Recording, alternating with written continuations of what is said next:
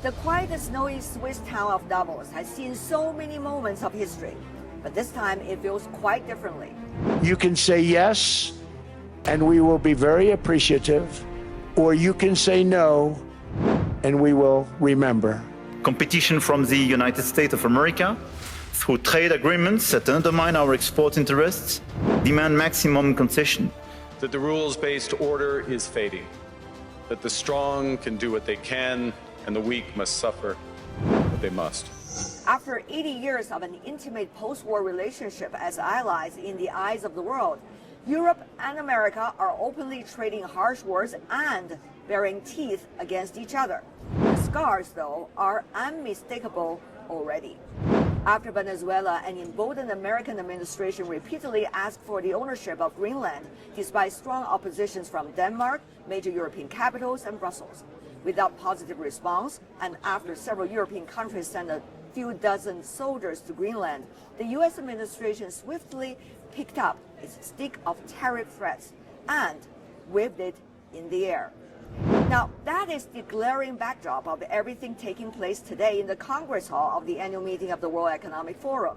What does the United States get out of all of this work, all of this money, other than death, destruction, and massive amounts of cash going to people who don't appreciate what we do? They don't appreciate what we do.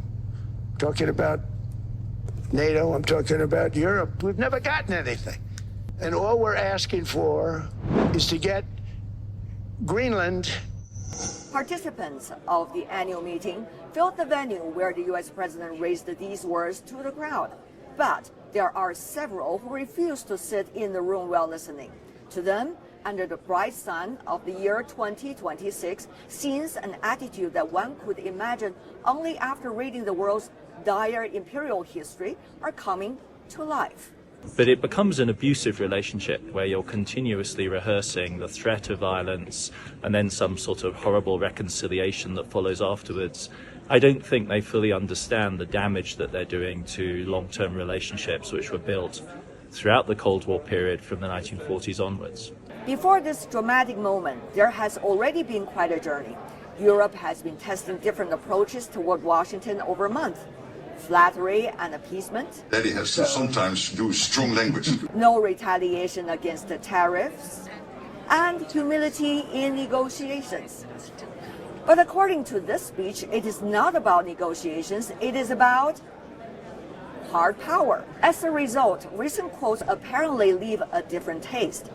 Europe prefers dialogue and solutions, but we are fully prepared to act, if necessary, with unity, urgency and determination. But are they rhetorics or are they blueprints for hard, concrete actions? Is this the beginning of a conflict for what? A hiccup, drama, or a strategic realignment across the Atlantic? Is the so-called bazooka, the Anti-Coercion Act repeatedly raised by the Europeans, really going to throw off the U.S.? Some analysts do say the U.S. defense industry is heavily reliant on key technologies and services from Europe, from anti-drone technology to intelligence software. The U.S. might feel the pain, they say. Will the dramatic erosion of trust across the Atlantic lead to technological sovereignty, and so exclude European countries that have started to blacklist U.S. companies from the EU's public procurement market? The answers for all of this are still in the air. But one thing can be sure, the world is looking for more forces of stability today. What's next? Only time will tell.